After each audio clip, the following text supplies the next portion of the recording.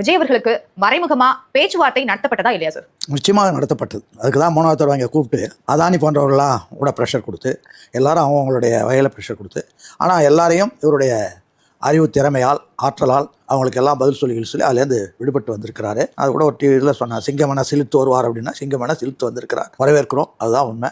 அப்படி பேர் இங்கேருந்து டெல்லிக்கு சிபிஐ கூப்பிட்டுருக்கு, இவரை பெரிய ஏதோ குற்றவாளி மாதிரி ப்ரொஜெக்ட் பண்ண ஆரம்பிச்சாங்கல்ல எதிர்கட்சி, அதெல்லாம் மீறி நான் வெற்றியோட வரேன்னு சொல்றது ஒரு தொண்டர்களுக்கு சிக்னல்.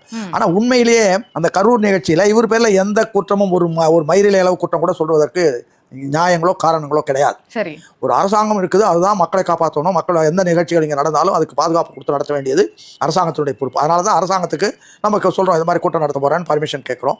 முழுக்க அந்த 41 பேர் இறந்ததற்கு முக்கிய காரணமே அரசாங்கத்தினுடைய கையாலாகாத தன்மை அல்லது அவர்கள் போட்ட சதித்திட்டம் ரெண்டும் அதில் வருது. அதனால் இதுக்கு அரசாங்கமும் சதித்திட்டம் தீட்டியவர்களும் அங்கே அந்த இயக்கத்தில் இருக்கிறவர்கள் தான், அவங்க தான் பொறுப்பே தவிர விஜய்க்கு எந்த வகையிலும் பொறுப்பு.